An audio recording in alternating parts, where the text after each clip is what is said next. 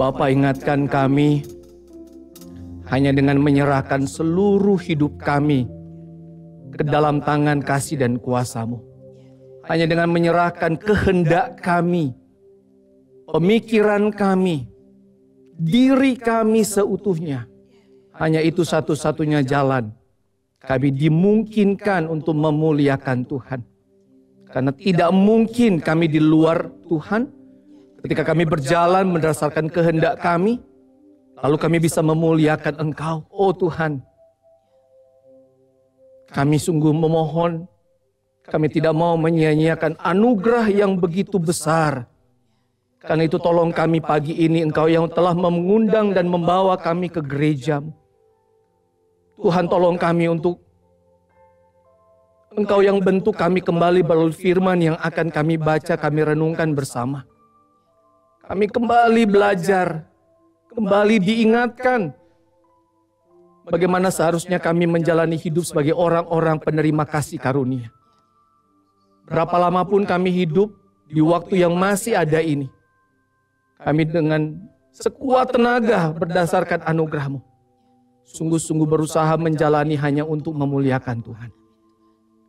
Berbicaralah kepada kami Tuhan, pakai hamba-Mu dalam kelemahan dan keterbatasan, Engkau yang berkuasa atasnya. Semua kami tunduk pada firman-Mu, taat pada firman-Mu. Dalam nama Tuhan Yesus. Amin. Silakan duduk Bapak Ibu Saudara. Shalom. Selamat pagi Bapak Ibu Saudara yang dikasihi oleh Tuhan. Bersyukur sekali karena Tuhan telah membawa kita dan secara khusus kita sudah memasuki bulan November. Ya, 2 bulan lagi kemudian kita akan menyelesaikan tahun ini. Ya, sungguh bersyukur Saudara. Nah, di minggu yang pertama di November ini kita masih akan melanjutkan di dalam pembahasan kita dari kitab Efesus pasal 3. Hari ini kita masuk Efesus pasal 3. Tadi Saudara saya setelah KU1 ya, tulang rusuk saya yang jadi penolong saya, Saudara datang ya, ketemu sama saya. Dia mengingatkan, lumayan berat khotbahnya hari ini ya, dia bilang gitu ya. Dari temanya aja udah berat katanya, ikut menyelenggarakan rahasia Allah. Jadi sudah diingatkan sama ya istri saya, yang tahu berat ya. Mudah-mudahan saya bisa ya Bapak Ibu, coba membuat lebih sederhana. Tapi memang jujur sulit ya buat saya. Saya berusaha, tapi memang dalam cara saya berkhotbah, seringkali memang saya mendapati terlalu banyak P. P itu penjelasan gitu ya. Penjelasan, informasi dan sebagainya. Tapi mari sama-sama kita minta Tuhan menolong kita untuk belajar dan Tuhan memampukan kita memahami apa yang mau Dia sampaikan. Efesus pasalnya yang ketiga, ayat 1 sampai ayat yang ke-13. Saya akan bacakan untuk kita semua, silakan kita menyimak di Alkitab kita masing-masing.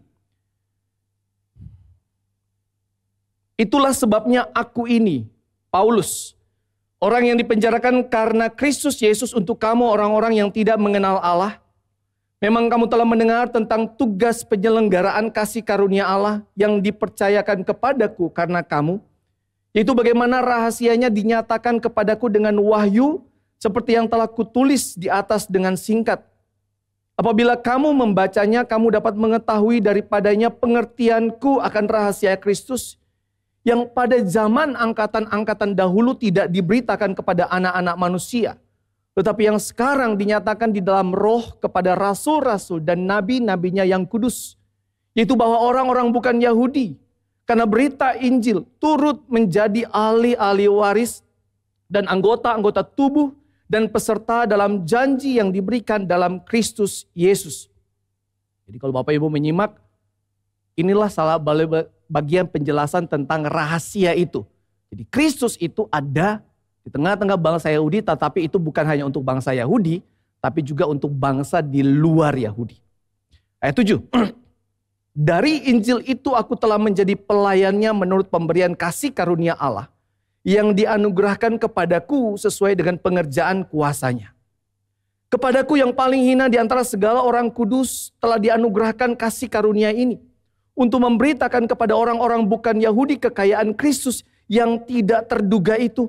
Dan untuk menyatakan apa isinya tugas penyelenggaraan rahasia yang telah berabad-abad tersembunyi dalam Allah yang menciptakan segala sesuatu.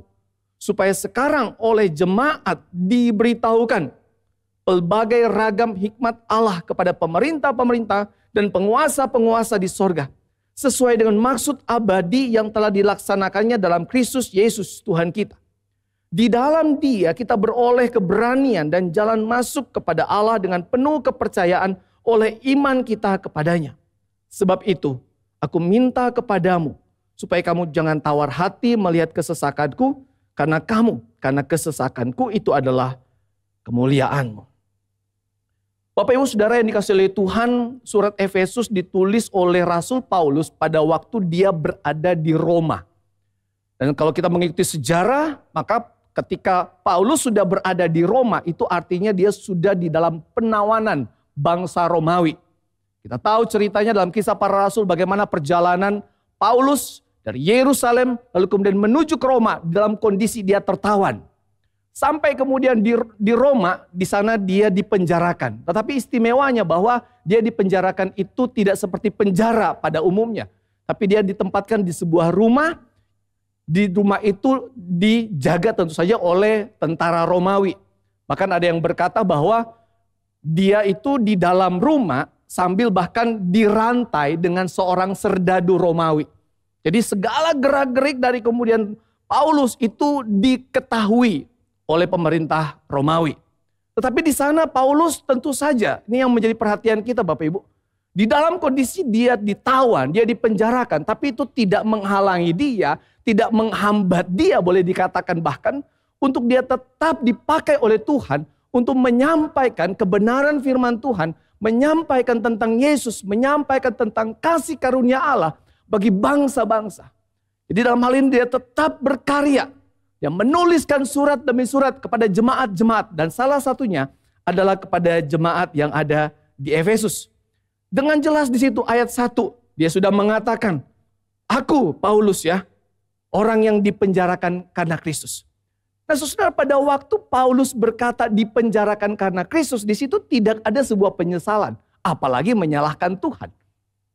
Betapa sering orang dalam kehidupannya sehari-hari ketika dalam situasi sulit, dia kemudian akan mulai mencari kenapa dia seperti itu. Dan seringkali orang melihat, oh karena keadaan ini, oh karena keadaan itu. Oh karena si A, karena si B yang membuat aku kondisinya seperti ini. Jadi seringkali kemudian manusia melihat situasinya, melihat orang-orang di sekitarnya yang menjadi biang kerok boleh dikatakan. Yang membuat seseorang itu dalam kondisi susah. Tetapi ketika Paulus berkata, aku Paulus orang yang dipenjarakan karena Kristus. Dia mengatakan itu dengan satu kebanggaan. Dengan satu sukacita. Dengan satu pengucapan syukur. Kalau dia pun dipenjara karena Kristus. Itulah memang resiko yang harus dia jalani sebagai seorang pelayan Kristus. Dan kebanggaan yang adalah di dalam diri Paulus pada waktu itu. Bapak Ibu Saudara yang kasih oleh Tuhan. Di dalam kondisi di penjara ini. Paulus kemudian mengungkapkan tentang rahasia Allah yang sudah menjadi milik dia. Ya, rahasia Allah yang sudah menjadi milik dia. Yang sudah saya katakan di awal tadi Bapak Ibu Saudara. Rahasia bicara tentang Kristus yang memang lahir dari kemudian keturunan Yahudi. Tetapi bagaimana Kristus itu bukan hanya untuk orang Yahudi. Mesias itu bukan hanya untuk orang Yahudi. Tapi Mesias itu untuk segala bangsa. Dan itu rahasia sebenarnya dikatakan bagi bangsa-bangsa berabad-abad. Dan rahasia itu Paulus katakan ada padaku. Dan rahasia yang ada padaku itu membawa aku menjadi pelayan Tuhan. Dengan kata lain, ketika dipercayakan kepada dia, itu tidak berhenti hanya sebuah informasi. Tapi bagaimana kemudian Paulus melihat di situ dalam ayat 2 dikatakan, dia menjadi penyelenggara, pengelola, yang menjadi petugasnya, pelayan untuk memberitakan akan berita tersebut, rahasia tersebut kepada bangsa-bangsa. Jadi kita mendapati di sini Bapak Ibu Saudara, Paulus sebagai penerima kasih karunia. Dia tahu itu luar biasa. Ya, penerima kasih karunia. Tapi tidak berhenti sampai pada dirinya. Tapi sebagai seorang penerima kasih karunia. Dia tahu dia harus kemudian menjadi pemberita dari kasih karunia itu. Saudara, saya senang ya kalau kadang-kadang kita di dalam grup saudara ya. Kalau ada sesuatu yang baik, teman tuh langsung cepat kasih tahu. Ini loh ada yang ini, ada ini. Saya kemarin baru dapat informasi yang baik gitu ya. Ada jemaat kita baru buka usaha yang baru. Langsung kemudian di WA ke saya. Pak, ini loh, si ini buka usaha ini ya. Boleh didatengin Pak. Jadi memberitakan saudara. Ketika berita yang baik itu sampai, itu nggak berhenti sampai di sini. Tapi kemudian bagaimana berita itu harus berlanjut kepada orang-orang lain. Nah itu Paulus saudara. Ketika kemudian dia berdiri di hadapan Allah, sang pemberi kasih karunia. Allah sudah menyatakan rahasia terbesar. Lalu kemudian rahasia itu diterima oleh Paulus sebagai kasih karunia. Dan bagaimana kemudian Paulus tahu itu tidak sebuah informasi belaka. Tapi itu kasih karunia yang harus disampaikan kepada orang lain. Saya berharap sampai di sini Bapak Ibu bisa ikut dengan saya ya. Memahaminya. Nah Bapak Ibu Saudara yang kasih oleh Tuhan, kita adalah orang-orang penerima kasih karunia. Ada amin? Kayaknya nggak yakin ya penerima kasih karunia gitu ya. Kita orang-orang penerima kasih karunia Bapak Ibu Saudara. Maka di awal khotbah ini saya mau berkata, tugas kita bukan hanya sebagai penerima, tapi pemberita, pembagi kasih karunia itu pada orang lain. Begitu banyak orang di luar sana yang membutuhkan kasih karunia Allah. Dan di dalam kedaulatannya, Allah memilih saudara dan saya. Dan dia akan menolong kita. Mari coba kita memahami tentang hal ini lebih dalam lagi saudara. Dari teks yang ada. Nah Bapak Ibu Saudara bicara tentang dulu ya dunia kuno. Saudara dosa utama dunia kuno itu adalah kesombongan. Nah, kalau kita sekarang lihat dunia sekarang. Kalau ditanya apa sih dosa utama dunia di zaman sekarang, wah itu gak karu-karuan saudara ya. Kemarin baru dibahas tentang di dalam kehidupan rohani kita saudara, manusia itu cuma punya dua pilihan, di dalam dosa atau di dalam Yesus. Tidak ada tempat lain saudara. Jadi jangan saudara berpikir, saya gak mau di dalam Yesus, saya juga gak mau di dalam dosa. Gak ada saudara tempat seperti itu. Ya. Demikian juga saudara bicara tentang laki dan perempuan. Mau seperti apapun orang ngomong, dia tetap hanya mungkin satu, gak laki atau perempuan. Satu waktu saudara saya pernah nonton ya, itu sudah mungkin 3-4 tahun yang lalu saudara, kejadian di Makassar. Saya nonton di, ada videonya, ketika seorang mahasiswa diperhadapkan dengan dosen, lalu kemudian saya cuma lihat penggalannya ya, tapi kemudian mahasiswa itu berkata, saya bukan laki, saya bukan perempuan. Nah, apa dong? Kan gak mungkin. Dan yang ngomong itu mahasiswa itu laki, tapi dia mau berkata saya bukan laki, tapi saya juga bukan perempuan. Kan gak mungkin saudara. Ya, jadi kalau dilihat dosa di zaman ini saudara, benar-benar udah gak karu-karuan manusia itu. Betapa mengerikannya manusia. Makin lama makin jahat, makin lama makin mengerikan saudara. Nah saudara secara khusus saya mau ajak kita melihat dunia kuno itu salah satu dosa utamanya saudara. Yang paling menonjol itu adalah tentang kesombongan. Kok bisa? Saya tunjukkan saudara. Salah satunya adalah bangsa Yahudi sendiri bukan? Ya saudara, bangsa Yahudi sendiri. Bangsa Yahudi kita tahu mereka begitu bangga dengan keberadaan mereka yang dikatakan sebagai bangsa pilihan Allah. Sampai kemudian ketika mereka melihat bangsa lain, bagi mereka bangsa lain itu bukan siapa-siapa. Mereka sangat merendahkan orang-orang di luar bangsa Yahudi saudara. Bagi mereka bangsa-bangsa lain itu tidak berharga di hadapan Allah. Perhatikan baik-baik saudara, pemahaman Yudaisme. Yang paling buruk bahkan saudara, orang-orang Yahudi, mereka menerima firman, menafsirkan firman dari para nabi, itu dengan cara yang salah. Mereka menganggap bahkan orang-orang bukan Yahudi adalah orang-orang yang lebih pantas, lebih layak dibinasakan. Oh iya saudara. Kitab Yesaya menunjukkannya dan mereka menerima itu tetapi kemudian dengan memahaminya secara salah dari sudut pandang mereka, bukan dari sudut pandang Allah. Bangsa Yahudi menganggap bahwa sebaik-baiknya orang bukan Yahudi. Sebaik apapun orang itu, mereka lebih pantas jadi budak dari orang Yahudi. Itu yang ada saudara. Jadi bangsa Yahudi begitu sombongnya dengan keberadaan mereka. Saya nggak tahu sampai sekarang nggak ya. Orang Israel. Mungkin ada yang ya. Melihat apa yang terjadi sekarang gitu ya. pembantaian besar-besaran. Ini kalau saya ngomong begini ada orang mungkin nggak setuju dengan saya. Karena menjadi pembela dari mereka gitu ya. Tapi itu kenyataan saudara pada waktu itu setidaknya. Mereka memegang firman ini. Tetapi kemudian menafsirkannya dengan pemahaman yang bukan seperti yang Allah maksud tentu saja. Karena mereka hanya melihat sepenggal, tidak melihat secara keseluruhan dari Taurat yang Tuhan berikan kepada mereka. Saudara, bagi orang-orang yang memiliki pikiran dan anggapan seperti bangsa Yahudi, khususnya mereka para penganut Yudaisme, itu sungguh tidak masuk akal bahwa anugerah dan kemuliaan Allah itu diperuntukkan bagi orang-orang bukan Yahudi. Kasihanlah saudara dan saya, bukan? Ada di sini orang Yahudi? Ada? Mungkin siapa tahu ada pas nemplok di Solo Baru, beribadah di Kalam Kudus. Gak ada ya? Kita semua bukan orang Yahudi berarti kan? Kasihan berarti setiap kita. Menurut orang Yahudi.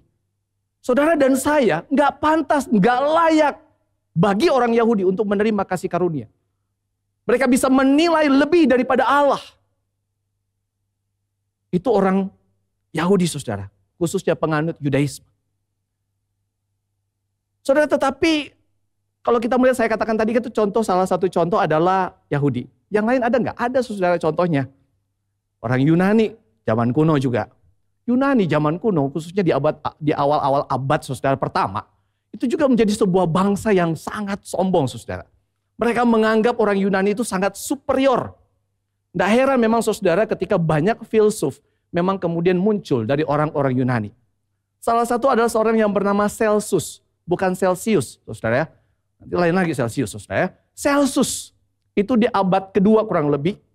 Dan dia termasuk orang yang membenci kekristenan. Dan dia berkata kepada orang Kristen atau di luar. Jadi di luar orang Yunani itu disebut bangsa barbar. Ya, di luar orang Yunani itu bangsa barbar. Lalu si Celsus ini ngomong begini kepada orang Kristen. Orang barbar, ya artinya orang Kristen ini mungkin saja mampu menemukan kebenaran. Tetapi harus ada orang Yunani untuk mengartikannya. Wah kan, sombong sekali saudara. Tapi ternyata saudara di zaman modern ini pun ada. Orang juga kemudian yang melihat begitu sombongnya keberadaan dia dan bangsanya. Salah satunya adalah Hitler bukan? Ketika kemudian dia mulai mengangkat bangsa Arya, Jerman, menganggap sebagai ras paling kuat, superior dibandingkan ras yang lain. Dan dia mulai berusaha menaklukkan dunia mulai dengan Eropa. Kenapa kemudian melakukan seperti itu? Karena kesombongan saudara. Dia menganggap kami berbeda dengan yang lain. Bangsa ini berbeda dengan bangsa yang lain. Tapi saudara, itulah manusia. Itulah manusia. Mungkin sekarang ini ada juga mulai kelihatan ya. Tergantung pemimpinnya sebenarnya sih ya. Ada yang ngomong Donald Trump seperti ini, seperti itu ya.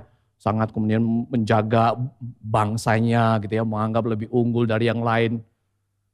Mungkin saudara. Tapi itulah manusia Bapak Ibu Saudara. Nah saudara, dari contoh-contoh ini kita melihat begitu kokoh dan tegasnya pemisahan yang terjadi. Dan kita tahu itu salah. Itu nggak boleh. Kenapa? Karena pada dasarnya, pada kenyataannya Allah itu yang menjadi kemudian patokan kita. Itu menjadi standar kita saudara. Allah memberikan kasih karunia-Nya kepada semua orang. Karena begitu besar kasih Allah akan dunia. Bukan dunia barat, bukan dunia timur.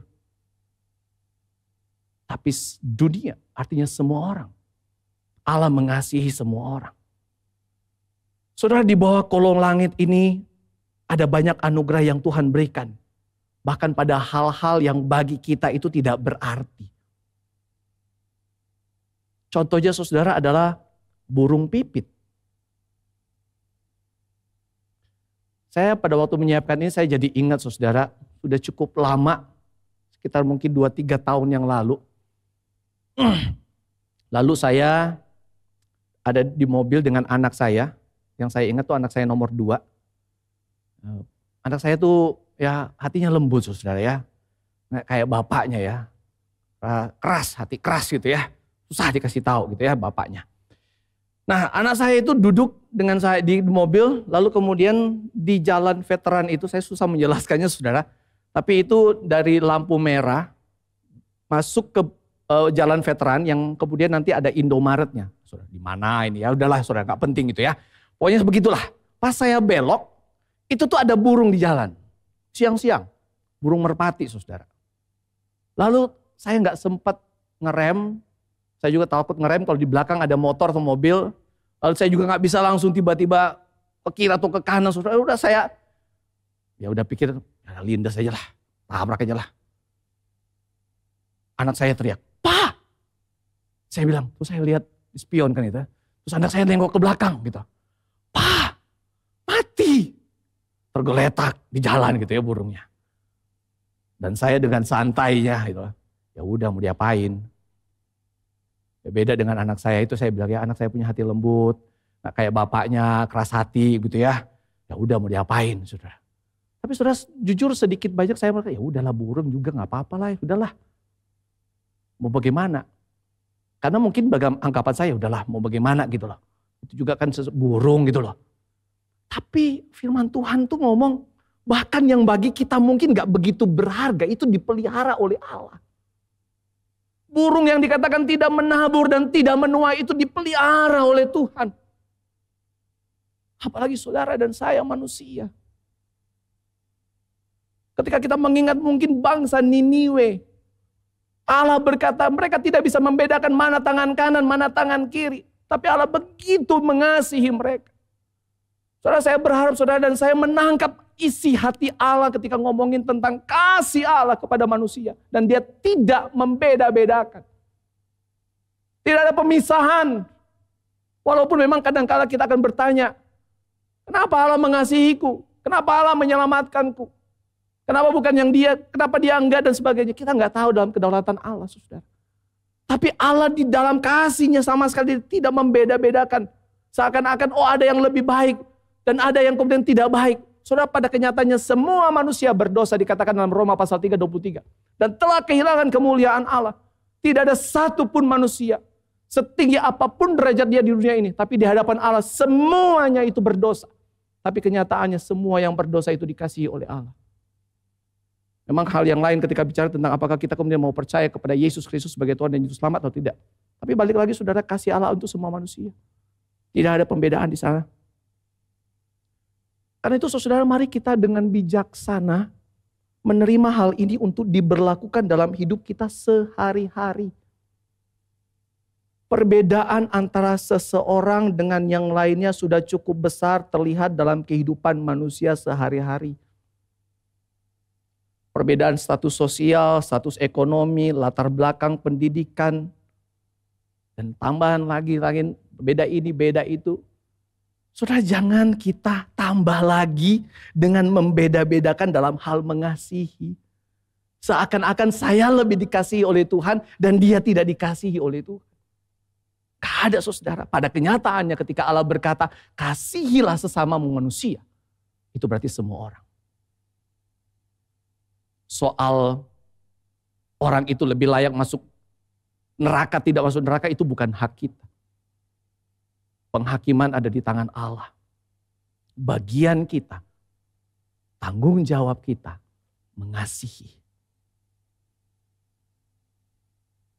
Sebagaimana Allah mengasihi saudara dan saya, kita manusia. Dan Paulus, sang penerima kasih karunia ini, dia menunjukkan hal itu saudara.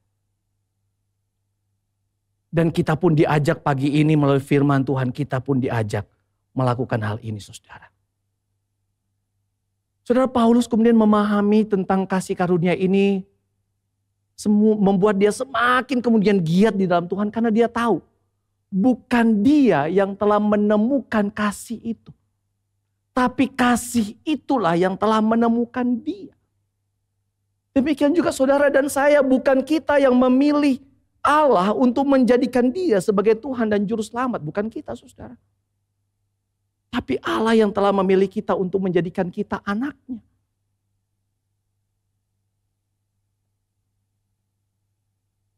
kita menjadi orang Kristen, memiliki iman di dalam Kristus, itu semua karena Allah yang memilih kita.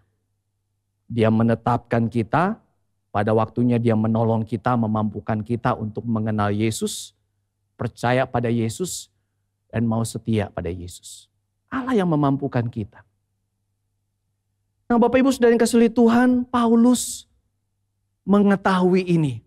Dan dia kemudian menerima ini, sekali lagi bukan sampai hanya sebatas informasi, tapi bagaimana apa yang dia tahu, dia mengerti bahwa dia harus melangkah, menyampaikan ini untuk orang lain.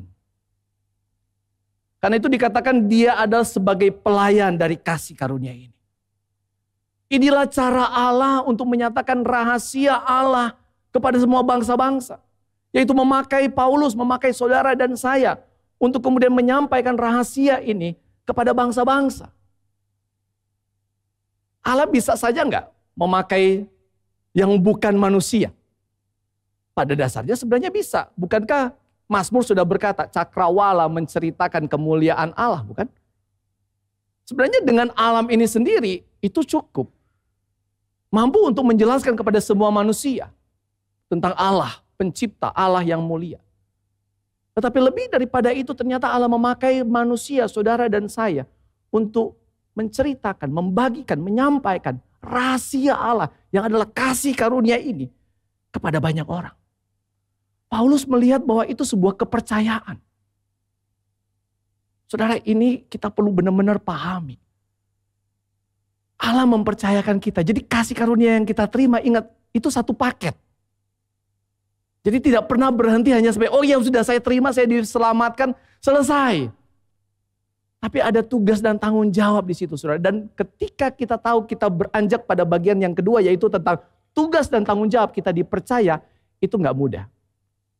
Coba saudara pikirkan orang yang dipercaya, saudara. Seperti apa seseorang itu bisa disebut orang yang dipercaya?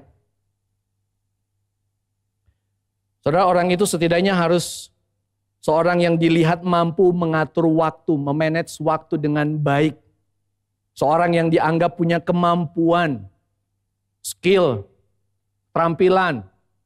Dianggap punya kesetiaan, kejujuran, tanggung jawab. Maka orang tersebut bisa jadi disebut orang yang bisa dipercaya. Dan Paulus, saudara, mendapatkan kepercayaan ini dari Allah. Saudara yang kasih oleh Tuhan, yang luar biasanya adalah begini. Pada waktu Paulus menerima ini, dia menerima ini dengan sukacita, dengan ucapan syukur. Saudara, karena dia benar-benar memahami siapa dia di hadapan Tuhan. Sehingga pada waktu dia menerima ini, dengan sendirinya dia paham, saya harus bagikan ini pada orang lain. Saudara, saya ambil contoh begini, saudara, ilustrasi, saudara ya. Saya coba pikirkan satu ilustrasi yang cocok kira-kira, saudara. Ada seorang pemilik toko roti. Lalu kemudian dia sudah berniat hari itu, hari yang memang mungkin rutin ya, seminggu mungkin bisa jadi seminggu sekali, saudara. Lalu kemudian dia sudah membuat roti lebih. Kenapa lebih? Nah, yang lebihnya ini jadi bukan roti yang dari malam gitu ya, bukan. Tapi roti yang memang dibuat lebih karena dia mau bagikan kepada orang-orang pengemis. Lalu kemudian setelah dia selesai buat, dia kemudian keluar dari toko rotinya, dia melihat ada pengemis gak jauh, dia panggil, Pak. Ya, panggil. Lalu kemudian dia kasih tahu, Pak, saya mau bagi roti. Nanti minta tolong Bapak membagikan kepada teman-teman Bapak yang ada di sekitar sini. Tapi kemudian Bapak tersebut gak mau. Dia bilang, saya mau roti tapi saya gak mau bagikan ke teman-teman saya yang lain. Bapak aja sendiri yang bagiin. Karena menurut saya pengemis ini gak tahu terima kasih. Kira-kira situ toko roti kira-kira mau kasih gak? Manusia nalarnya bisa aja bilang, udahlah kamu juga gak mau ngasih, ya udahlah kasih yang lain. Saudara, seharusnya dia tahu dong, sadar, saya dapat. Lalu kemudian diminta untuk bagikan. Mungkin gak perlu disuruh, dengan senang hati dia akan, ya saya akan bagikan pada orang lain roti ini. Pada teman-teman saya. Saudara, itulah kemudian dari Paulus. Dia tahu ketika dia menerima itu secara tidak langsung, bahkan dia sudah memahami, itu gak berhenti sampai di sini. Karena memang rahasia itu untuk semua bangsa-bangsa. Dan berarti Paulus yang dipercayakan, dia harus pergi. Dan Paulus pergi melayani dengan penuh sukacita, dengan penuh syukur. Karena apa yang sudah dia terima. Karena itu Bapak Ibu, saya percaya orang yang telah menerima kasih karunia, hatinya akan disentuh oleh kasih karunia. Dan orang tersebut akan digerakkan oleh kasih karunia untuk membagikan, menyampaikan kasih karunia itu kepada orang lain. Saudara, saya percaya hal ini. Orang yang benar-benar sudah menerima kasih karunia, dia paham, dia sadar, dan hatinya sudah disentuh dengan kasih karunia. Orang itu gak akan kemudian dipaksa-paksa untuk terlibat di dalam pekerjaan Allah. Gak perlu. Dia akan dengan senang hati akan berkata pada Tuhan, Tuhan ini aku, pakai aku. Perlengkapi aku Tuhan untuk melayanimu. Untuk melakukan apa yang engkau ingin untuk aku lakukan. Dengan senang hati, saudara. Dengan senang hati.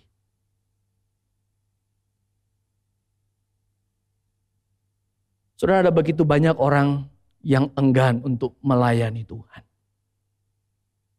Entah kenapa. Padahal ketika kita melayani Tuhan, kita mengajar mengenai Allah, bernyanyi bagi Allah, mengatur hal-hal yang perlu dalam pekerjaan Allah, berbicara tentang Allah, berkunjung kepada mereka yang membutuhkan, yang berkekurangan, yang putus asa, orang-orang yang dikasihi oleh Allah. Memberikan waktu, talenta, dan seluruh keberadaan bagi Allah. Dan itu dilakukan dengan bukan paksaan. Kenapa? Karena kasih karunia yang diterima. Karena hatinya sudah disentuh oleh kasih karunia. Itu semua adalah kehormatan dan tanda kasih dari Allah yang harus kita terima dengan penuh ucapan syukur. Dengan senang hati, dengan sukacita. Dan kita kemudian melanjutkan itu pun dengan antusias bagi kemuliaan nama Tuhan. Ada amin? Nah, saudara, Paulus kemudian melanjutkan dengan menunjukkan. Makin dalam saudara. Kenapa dia semakin begitu bersemangat, semakin begitu antusias? Karena Paulus menyadari. Dia tuh nothing. Dia bukan siapa-siapa. Bahkan dia begitu hinanya saudara. Di dalam ayat yang ke-7 dengan jelas dikatakan di situ bahwa dia adalah penerima kasih karunia itu saudara. Dia menjadi pelayan menurut kasih karunia. Jadi bukan karena dia memang dianggap pantas, bukan karena dia dianggap layak, lalu kemudian dia menjadi rasul di hadapan Allah. No. Posisi itu, Allah memilih dia di antara orang-orang Yahudi. Itu pun karena anugerah. Bahkan lebih lagi kemudian Paulus mendapati, dia berkata, kepadaku yang paling hina di antara segala orang kudus, telah dianugerahkan kasih karunia ini. Kenapa dia menganggap dirinya paling hina? Karena dia seorang Yahudi yang mengejar-ngejar gereja Tuhan. Dia orang Yahudi, penganut Yudaisme, yang mengejar-ngejar anak-anak Tuhan. Tangkap, dibunuh bahkan. Bahkan bukankah Yesus sendiri yang berkata kepada Paulus, waktu itu namanya masih Saulus, mengapa engkau menganiaya aku? Paulus sadar dia bahkan menganiaya Kristus.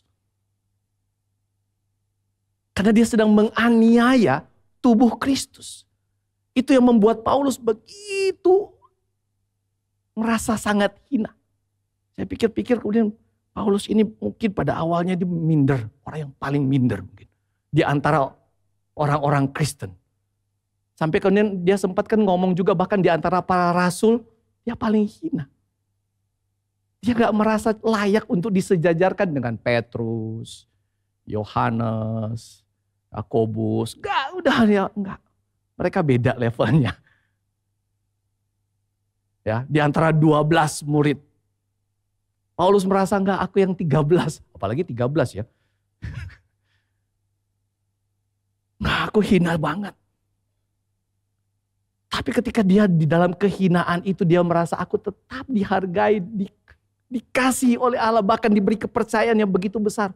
Wow, bagaimana Paulus kemudian akan berdiam diri. Itu tidak mungkin bagi Paulus. Seorang bahkan yang bernama Rentroff, dia berkata seakan-akan mewakili kita, saudara, seharusnya. Dia seorang teolog, dosen perjanjian lama. Dia berkata, sesungguhnya adalah mengherankan bahwa pemberitaan kekayaan Kristus yang tidak terduga itu dipercayakan kepada orang yang paling hina. Itu hanya mungkin karena kasih karunia Allah. Tapi kalau kita melihat Paulus ketika dia benar-benar menyadari dirinya, itu penting, saudara. Waktu mempersiapkan ini saya jadi ingat quote-nya Pendeta Rahmiati. Kenal Tuhan, kenal diri, tahu diri. Kenal Tuhan, kenal diri, tahu diri. Saudara, penting sekali untuk terus mengingat tentang siapa kita di hadapan Tuhan. Terlebih lagi saudara, sebelum kita sungguh-sungguh menjadi anak Tuhan. Karena pada faktanya saudara, ingat, di dalam keberdosaan kita, ada begitu banyak, mungkin bahkan termasuk kita di antaranya dulu, kita menjadi orang-orang yang terlalu mementingkan martabatnya sendiri ketimbang martabat dan wibawa Kristus.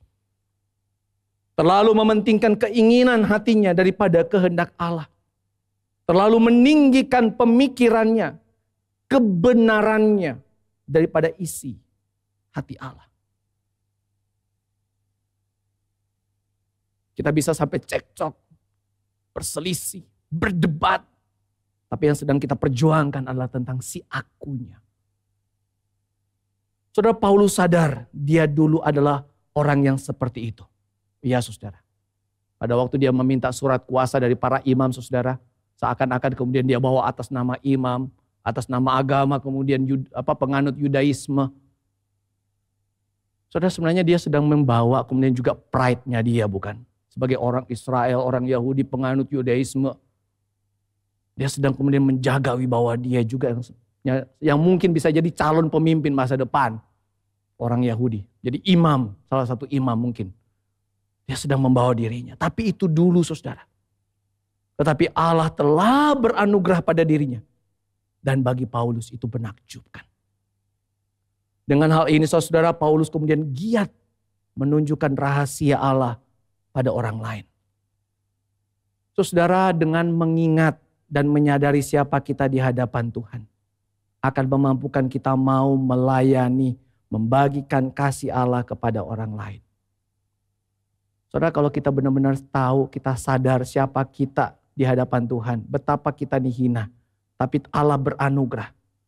Saudara, saya percaya itu yang saya katakan tadi, kasih karunia itu akan menggerakkan kita, mendorong kita untuk mau melayani Tuhan. Menjadi duta-duta Kristus, menyatakan kasih Kristus, kasih Allah di tengah-tengah dunia ini. Saudara, ini yang harus kita lakukan. Ini yang harus kita usahakan saudara. Bahwa Kristus ada bagi manusia. Dan saudara dan saya yang ditunjuk untuk memberitakannya. Saudara yang dikasih oleh Tuhan, lebih lanjut lagi saudara, kalau kita melihat, saya berada di akhir dari khotbah saya saudara. Ya. Saudara, di dalam bagian ini kalau kita memahami lagi betapa kemudian ini satu hal yang luar biasa yang boleh dialami oleh Paulus termasuk saudara dan saya menjadi para pemberita kasih karunia. Paulus kemudian melanjutkan dengan berkata kepada jemaat di Efesus, supaya sekarang oleh jemaat diberitahukan pelbagai ragam hikmat Allah kepada pemerintah-pemerintah dan penguasa-penguasa di sorga. Saudara, saya akan jelaskan di sini saudara ya tentang bagian ini. Ini sangat bagi saya sungguh mengucap syukur saudara. Saudara, perhatikan yang saya bold, warna berbeda ya, itu kata sorga. Saya akan bandingkan dengan Efesus pasal 6 ayat 12. Ya. Perjuangan kita bukanlah melawan darah dan daging, tapi melawan pemerintah-pemerintah, melawan penguasa-penguasa, melawan penghulu-penghulu dunia yang gelap ini, melawan roh-roh jahat di udara. Kata yang sama saudara. Dalam bahasa Indonesia pakainya beda. Pasal 3 pakai sorga, pasal 6 pakai udara. Tapi dari kata yang sama saudara. Nah di situ saya kemudian baca, coba bandingkan satu penafsir dengan yang lain. Pada umumnya kemudian melihat begini. Saudara, ini bicara memang tentang mereka yang penghuni. Di udara, di sorga. Jadi bicara tentang malaikat-malaikat memang yang melayani Allah. Dan malaikat yang jatuh. kuasa kegelapan itu, saudara. Nah yang menarik saudara, kalau kita perhatikan, kemudian saya lanjut ayat 10 dan 11 ini saudara. Dikatakan begini, supaya sekarang oleh jemaat atau melalui jemaat diberitahukan tentang hikmat Allah kepada ini loh penghuni sorga. Orang yang ada di angkasa. Diberitahukan kepada mereka tentang apa? Tentang hikmat Allah. Pemberitahuannya lewat siapa? Lewat kita, gereja. Saya kasih contoh begini saudara. Ada presiden, dia punya mega proyek yang mendunia. Ya, mega proyek yang mendunia. Lalu kemudian dia beritahukan tentang mega proyek itu kepada seluruh dunia. Ya, nah apa yang akan dia informasikan kepada dunia? Apalagi sudah dengan antusias, dengan bangga kira-kira. Terus dia kasih tahu. Saudara, yang dia kasih tahu setidaknya yang pertama. Ya, dia akan berkata bahwa mega proyeknya berhasil. Itu dulu. Berhasil. Ya. Yang kedua saudara adalah proses. Bagaimana sampai kemudian mega proyek itu bisa berhasil. Prosesnya. Walaupun tidak sangat detail, tapi setidaknya dia kasih tahu. Yang ketiga saudara, presiden itu kemudian akan memberitahu orang-orang yang terlibat di dalam mega proyek itu. Saudara, demikian jugalah Allah saudara. Allah sedang memberitahukan kepada seluruh semesta, seluruh ciptaannya akan kemuliaannya. Jangan salah saudara, ya. Jadi bukan tentang kita, tapi tentang kemuliaannya yang sedang Allah sampaikan kepada seluruh alam semesta. Dan saudara dan saya, kita gerejanya, ada di dalam kisah kemuliaan itu. Saudara dan saya ada di dalam kisah kemuliaan itu. Dan itu semua mungkin terjadi. Karena kita ada di dalam karya Kristus Yesus. Karya Allah itu sendiri. Kemuliaan Allah itu sendiri. Saudara, ini yang kemudian mau saya katakan seperti yang saya katakan di awal tadi saudara. Sebuah kehormatan dan tanda kasih yang besar ketika Allah memilih saudara dan saya untuk masuk menikmati dan mengalami kisah kemuliaan Tuhan. Sebagai penutup Bapak Ibu Saudara, coba kita sama-sama renungkan begini.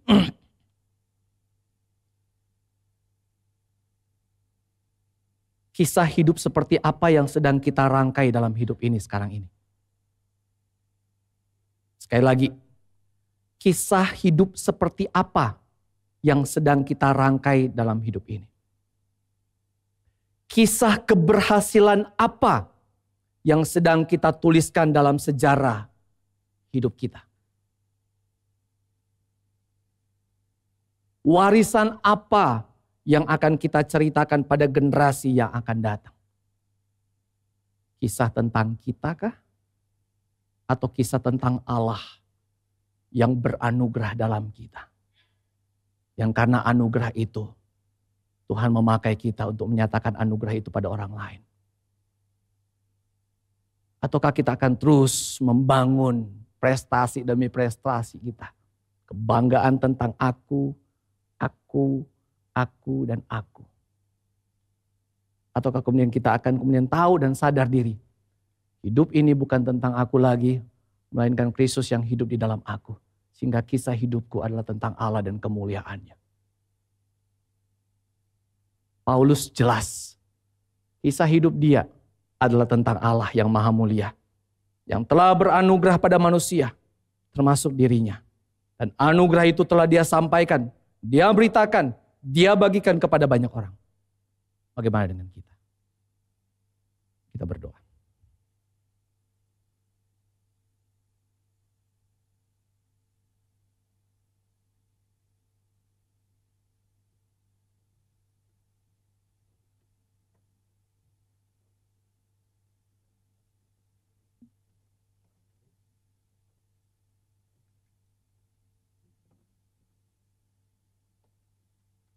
Terima kasih Tuhan,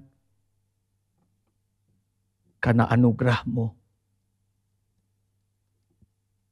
Bahkan kami boleh ada di dalam kisah kemuliaan-Mu itu Tuhan, karena anugerah-Mu. Kami bukan siapa-siapa. Kami sama jahatnya. Kami sama berdosanya dengan orang lain. Tapi Tuhan, Engkau beranugerah pada kami. Dan kami mengalami itu tiap hari. Suka duka, anugerah-Mu berserta dengan kami. Sungguh Tuhan, kami mengucap syukur. Firman-Mu mengingatkan kami. Biarlah kami para penerima kasih karunia itu sungguh-sungguh mau mengasihi Tuhan. Dan satu-satunya cara untuk mengasihi Tuhan adalah dengan hidup memuliakan Tuhan. Tidak ada cara lain. Dan karena itu Tuhan, kami mohon tolong kami. Tidak mungkin kami mampu mengasihi Tuhan dengan kelemahan kami. Rapuhnya kami. Sesatnya pemikiran kami. Tapi biarlah Allah Roh Kudus yang berdiam di dalam diri kami, yang memampukan kami. Tiap hari kami mengingat firman-Mu. Tiap hari kami mau taat pada firman-Mu. Tiap hari kami mau menghidupi firman-Mu. Sehingga berita kasih karunia-Mu itu boleh terlihat dari kehidupan kami. Perbuatan kami, tingkah laku kami, tutur kata kami, pemikiran kami, ide-ide kami. Semua bertujuan untuk memuliakan Tuhan. Terima kasih Tuhan. Ini bukan tugas yang mudah. Tetapi kami memegang janji-Mu. Engkau beserta dengan kami. Engkau akan menolong kami. Terpujilah Engkau Bapa yang sudah berfirman pada setiap kami. Ini doa kami dan syukur kami ya Bapa. Di dalam nama Tuhan Yesus. Kami berdoa. Amin.